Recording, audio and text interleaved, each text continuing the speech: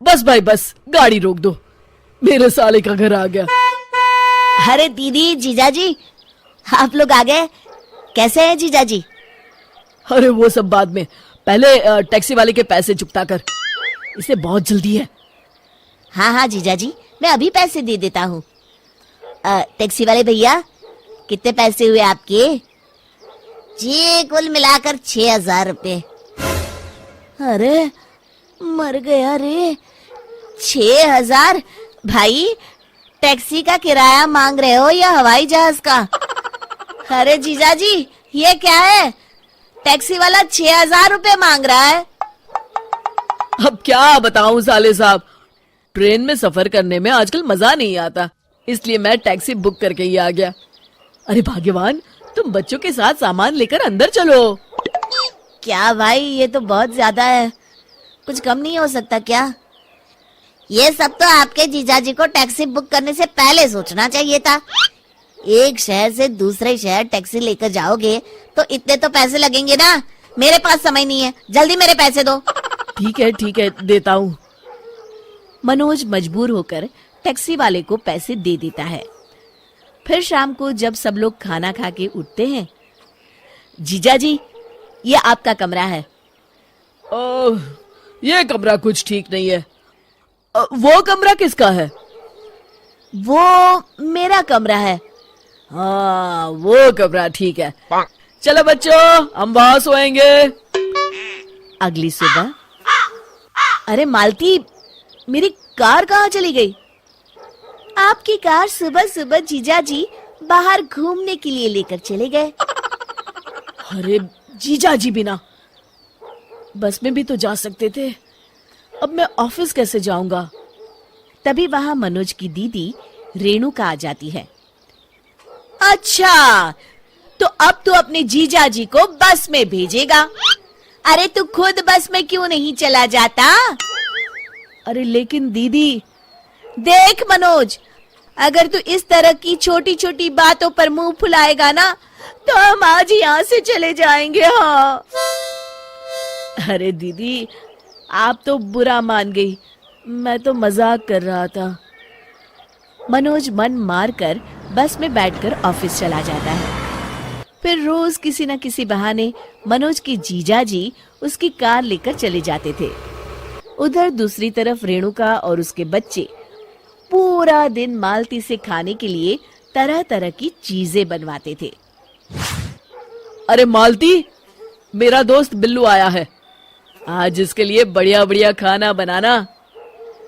जी जीजाजी। कुछ दिनों के बाद, हाय रे मेरे कंधे, मर गया रे, रोज रोज बस में लटक के ऑफिस जाना अब मेरे बस की बात नहीं है।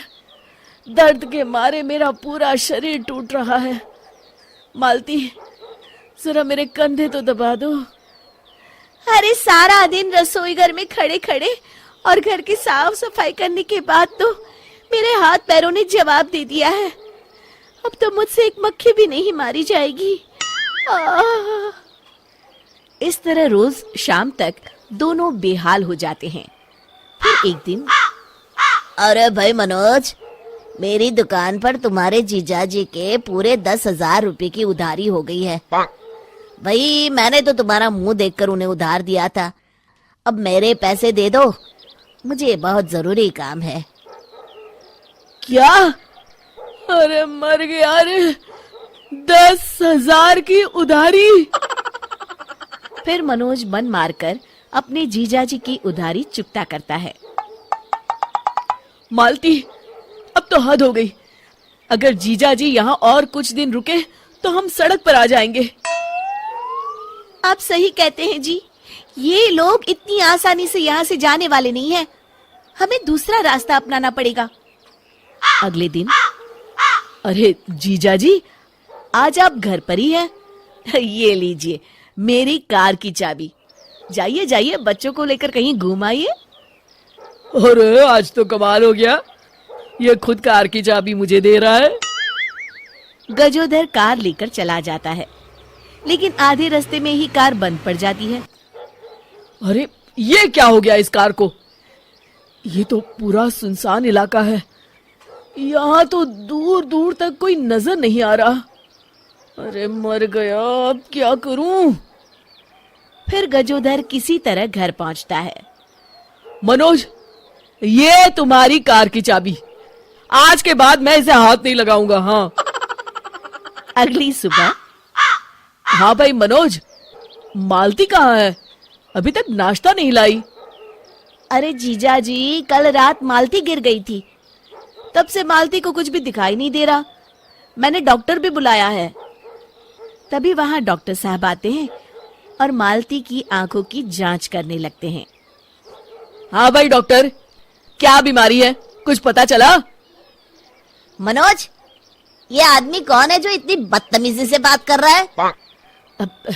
डॉक्टर साहब, ये मेरे जीजा जी हैं। ओ जीजा जी, अरे माफ करना, आपका तो बोलना बनता है जी। देखिए, सर पे भारी चोट लगने की वजह से इनकी आंखों की रोशनी पूरी तरह जा चुकी है। अब ये कभी नहीं देख पाएंगी। अच्छा, अब चलता हूं मैं। फिर अगले दिन से घर का सारा काम रेणुका को करना पड़ता है। उधर मनोज की कार खराब होने की वजह से जीजाजी भी कहीं घूमने नहीं जा पाते। दूसरी तरफ मनोज घर की बिजली भी कटवा देता है। क्यों भाई मनोज, हमारे घर की बिजली को क्या हुआ? दूसरों के घरों में तो बत्तियां जल रही हैं। जीजा जी, वो मैंने कई महीनों से बिजली का बिल नहीं भरा है ना। अरे तो जाकर पहले बिजली का बिल भरो। अरे जीजा जी, हजारों रुपए भरने पड़ेंगे। मेरे पास अभी इतने पैसे हैं नहीं। अब तो इसी तरह गुजारा करना पड़ेगा जी। इस तरह गजोधर और रेणुका का उस घर में जीना मुश्किल हो जाता है।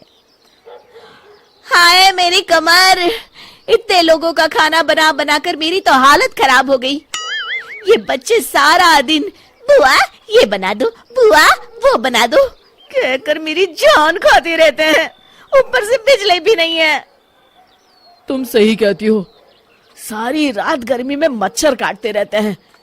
ऊपर से मनोज की कार भी खराब है। अब यहाँ रहने में कोई मजा नहीं है। मजा तो अब यहाँ रहना किसी सजा से कम नहीं है। हम कल ही यहाँ से चले जाते हैं। हाँ हाँ, कल ही चलते हैं। अगले दिन मनोज की जीजाजी और दीदी घर छोड़कर चले जाते हैं।